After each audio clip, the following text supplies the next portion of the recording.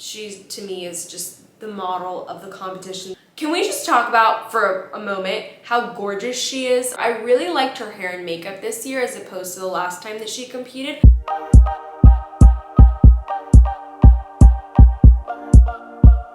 Welcome to the 2022 recap for Binibining Pilipinas. My name is Dani Walker. Thank you so much for joining me for this episode. I can't believe it's finally here. If you enjoy content like this, please consider subscribing and hitting that notifications bell as we reach 100,000 subscribers. I would greatly appreciate that. And also huge thanks to Skillshare for sponsoring this episode. First thing I want to mention is the beautiful footage of the contestants at the beginning of the show and their introductions. They looked so lovely. This is the type of stuff that I want to see from more and more pageants. I love this type of footage. I think it's great promotion of the organization and of all the contestants. Now, after this quick introduction and opening dance, which also was fabulous, the performers did such a great job, and I'm always a very big fan of personalized songs for these shows because it's just this extra special touch. Now, after this, they announced the top 12, and that to me felt like such a big cut, but I get it. I mean, like there's about 40 contestants, so I just really wish that they would have cut it down. I mean, ideally to a top 20, but really, I mean, at least to a top 15. I felt like a top 12 was a really difficult cut. So I want to talk first about their performances and quickly also give some mention, a little shout out to Catriona and Nicole for their hosting abilities. Great job, wonderful to see them again. And also, how in the world did Catriona wear the earrings at the beginning of the show? I was in pain watching her wear them. Like, they looked so heavy. And Nicole, though, did anybody notice her first look? It looked very Rihanna inspired. Anybody else see that? It was fabulous. Anyways, so the semifinalists, when they were announced, each of them were given a short amount of time and they were allowed to share their ideas or basically their message or their hope for the Philippines in the next 6 years. Interesting. This is a great part of the show because we're already getting to hear the contestants' public speaking abilities. That's kind of like this nice little preview. We get to learn potentially more about them or what's important to them. But before we get into sharing about their answers, I do want to thank the sponsor of today's episode and share a little bit more about them. Skillshare is one of my favorite ways to learn. If you've never heard about them, it's this place that offers thousands of online classes.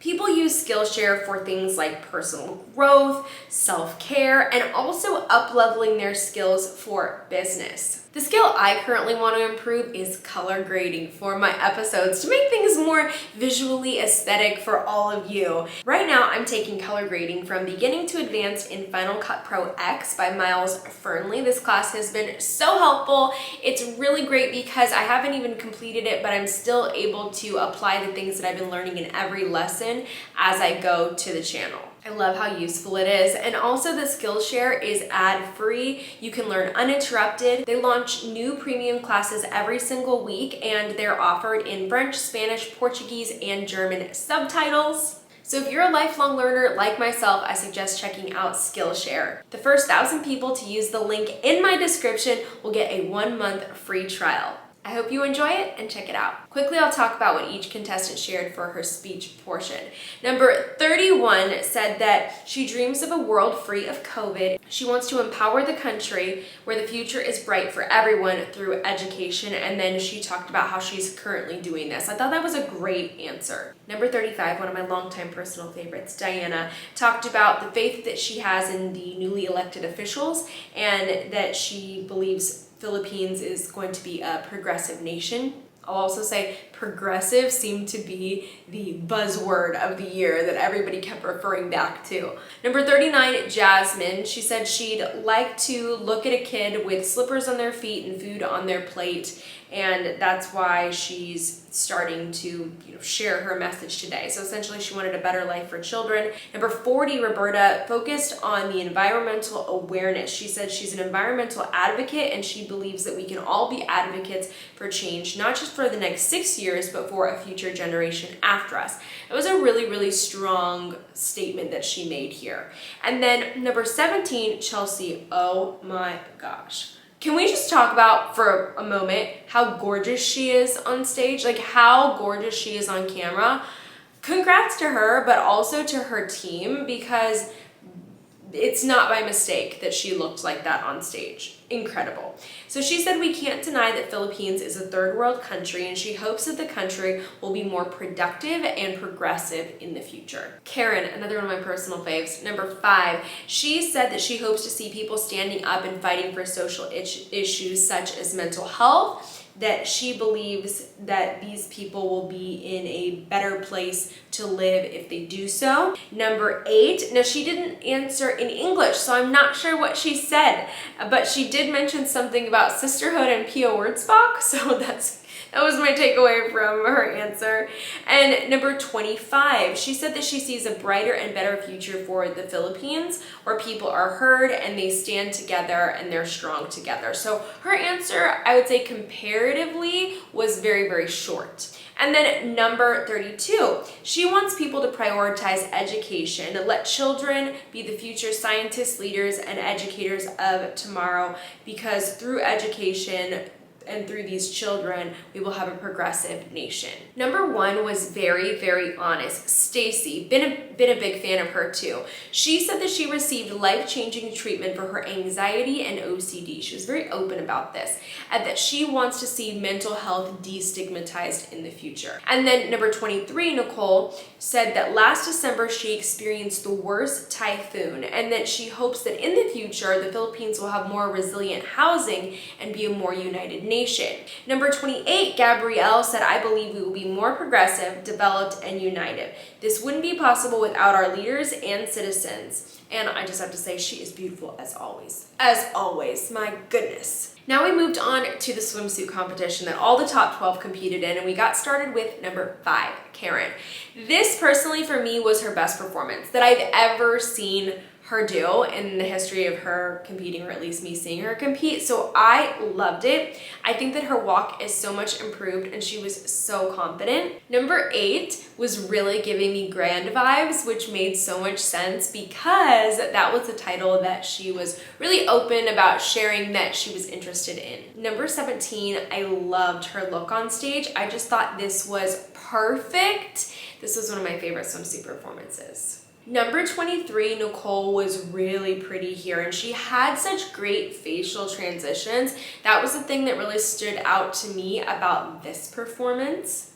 Oh my gosh, Gabrielle, she to me is just the model of the competition. So tall, so statuesque. She's another contestant. For me, she really nailed those facials and the poses, but really what did it for me, what sealed the deal, was her ending facial. That was just, it was so well timed. Number 39, these contestants really bring in the facials this year. That's where the strength was. That's where it was at. Jasmine, she had it. She had it and I loved it. Number 40, Roberta, I just had to say, great smile in the middle of the runway, the timing of it, and she just looked so incredibly confident for all of this. I was very impressed. I expected a great performance, but she was outdoing herself here. This was great. Unfortunately, Stacy got cut off, or else I would probably have more to say about her performance.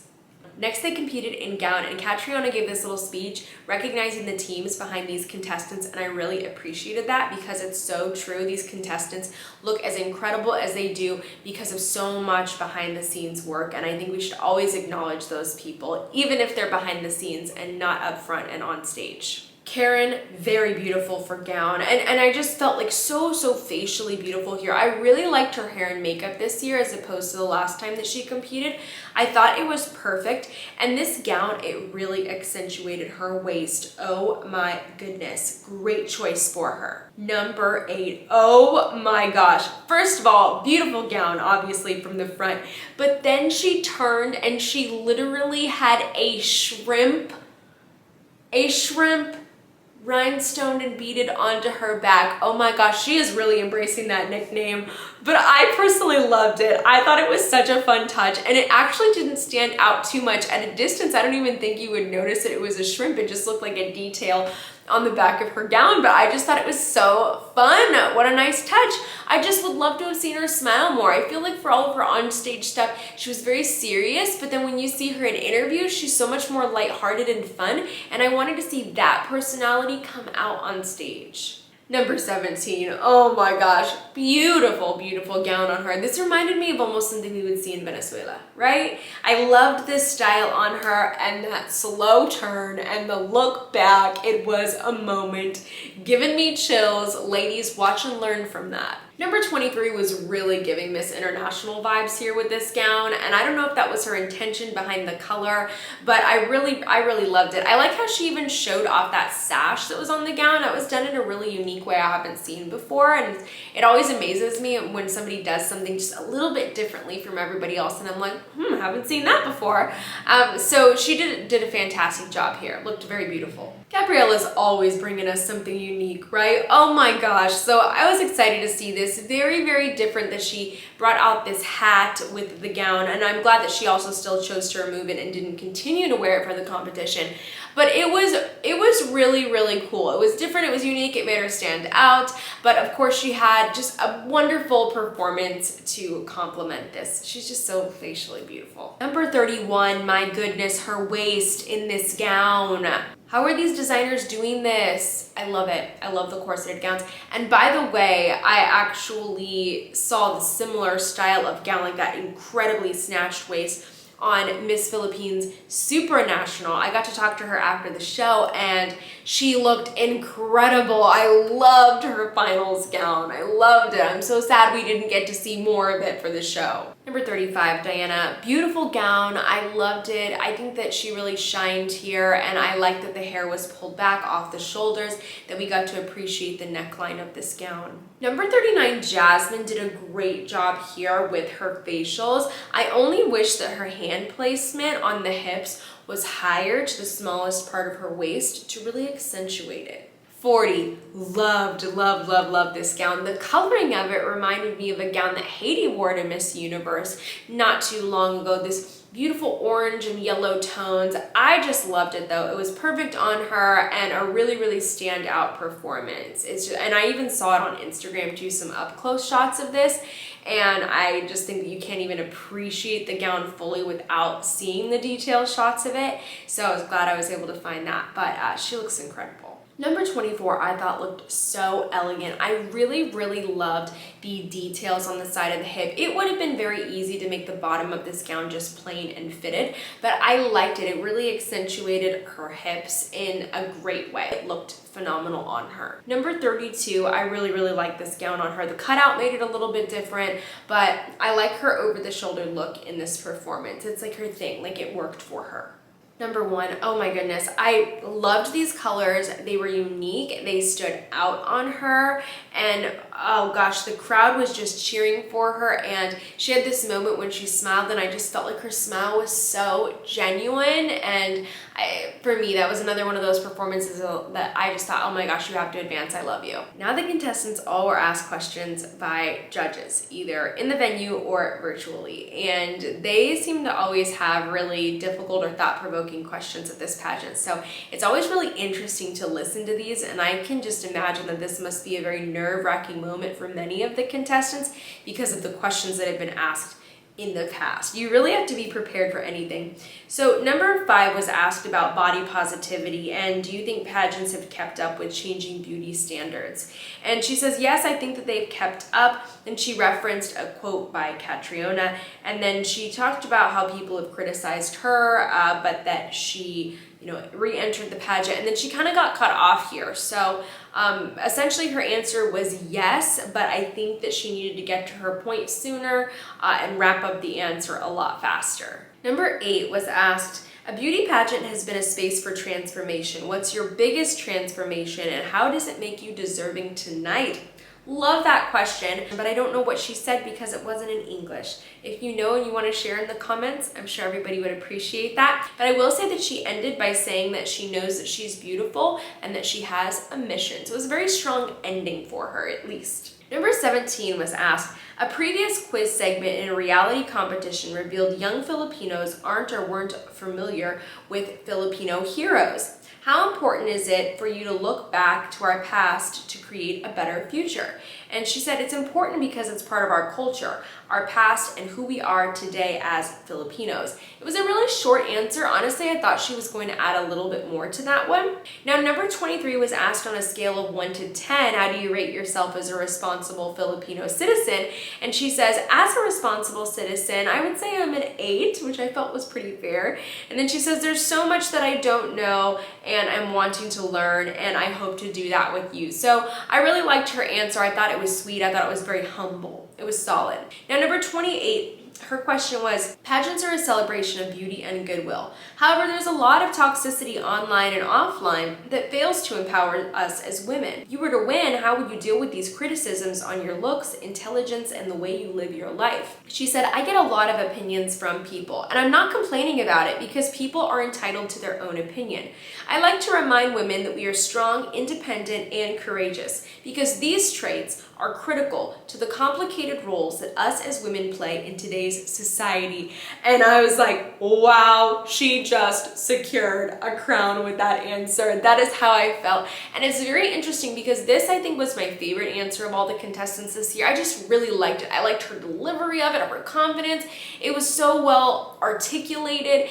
And this is how I felt about Cinderella's answer last year, who went on to get the Intercontinental title and then win Miss Intercontinental, and look at this. So it's kind of funny that my favorite answers from the 2 years consecutively went to the Intercontinental title holders. I don't know how you felt about that. Now, number 31 was asked, what are your thoughts and sentiments on the advocacy of my body, my choice? And she said, I believe all women should be entitled to their own opinions. We should have the most autonomy on whatever decision that we have towards our body because us women are a tower of strength, a pillar of hope, and a champion of purpose. And we should always believe that our choices should come right from our hands. I thought this was a very strong answer. Like, the way that she stated this was very, very well said. Now, number 35, she was asked, a pageant crown can give you fame and influence, but so can social media and other online channels. So how can a pageant still attract young women when the internet can give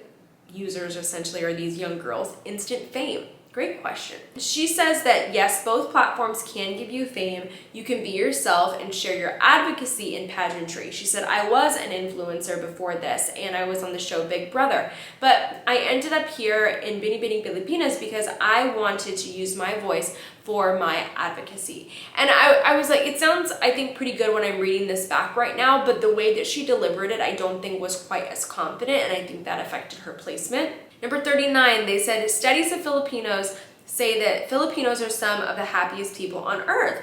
Why do you believe this is despite the difficulties they face? And then she talked about her own difficulties. She says, I've had difficulties during the past 3 months traveling back and forth for the pageant. She says, but I know that we're happy because we love our passions and our purpose in life. I know I'm happy right now, and I hope you are too. And then she delivered this in a very happy way. So I thought it was a great answer. It made a lot of sense for her. And then number 40, interesting question. Nowadays, we often hear the word essentials. At this point in your life, what are the missing essentials and why do you say so? And she says, I think one of them nowadays, especially if you came from Generation Z or X, is maybe old telephones. I remember my dad and I going to a vintage shop and buying a telephone. I can see the importance of our history and what we came from in the past. I feel like I kind of understood where she was going with this answer. I wish that she would have had a stronger connection to telephone and, like things of the past and why they're really important. But I mean, overall, she did a great job presenting the answer. So I had mixed feelings about this answer though. Number 24 was asked, becoming a beauty queen is the pursuit of fame. What are you willing to give up for fame? And then she said, a few months ago, I moved to the Philippines, but to me, it was not a sacrifice. Not just to join Binibining Pilipinas, but to be closer to my family and Filipino heritage, and today I am living that dream. I thought that was a great answer. Solid. Number 32. What would you rather be? A person who leads or a person who innovates? And she said, a person who innovates, that's what we need. People who push us forward, because that will help us to have a more progressive future, especially now in the pandemic.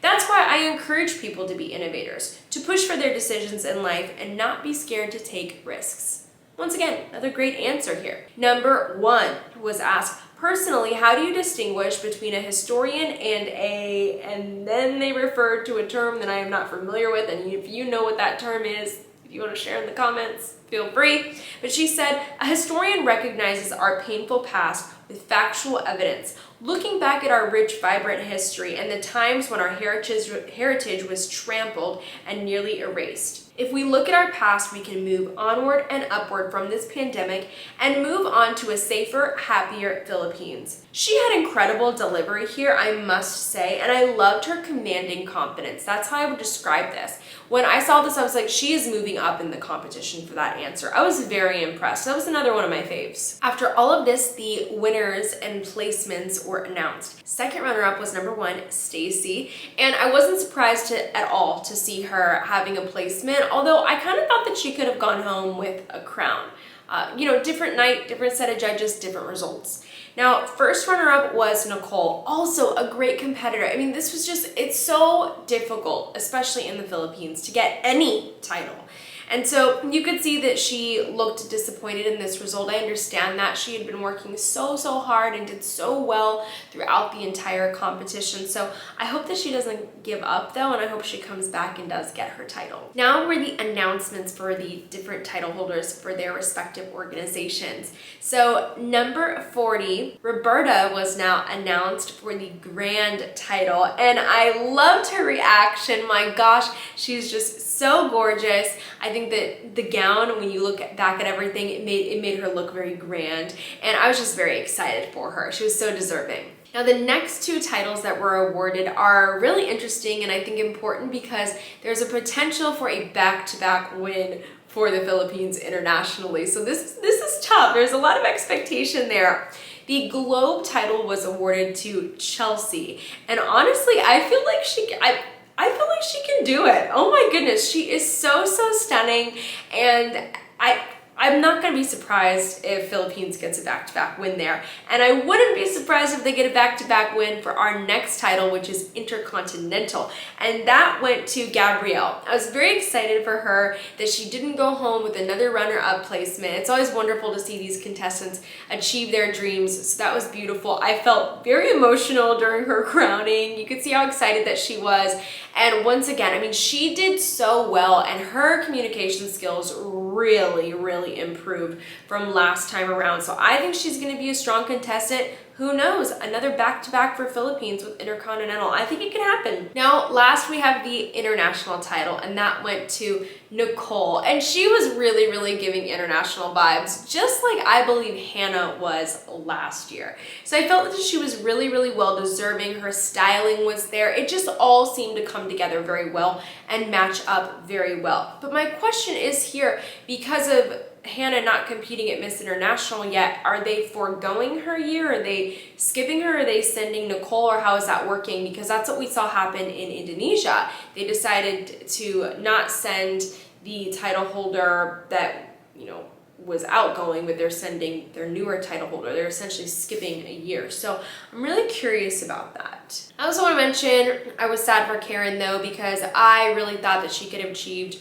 one of the crowns this year. I mean, it's so hard, it's so competitive in the Philippines, and I'm always rooting for these contestants who are not giving up and coming back, and so my heart is there with her. I understand that feeling when you work so hard for this goal and then it doesn't happen, and that's life, that's pageantry. So I really hope that she's not too discouraged, and I hope that she doesn't stop pursuing her dreams in life. So those are my thoughts for the entire pageant. I'm very excited to see these ladies prepare for their international pageants. Oh my gosh, just what a wonderful, strong group of title holders. Congratulations to all of them and to all the contestants for all of your growth and accomplishments. Very well done, ladies. Well, thank you for watching this episode. I hope that you greatly enjoyed it, and choose to share it with a friend. That would be so helpful to me and to the channel. Thank you, and if you want to see these other episodes about Binibining Pilipinas or new episodes leading up to Miss Universe, be sure to check out these ones right here. Thank you for joining me, and I hope to see you next time.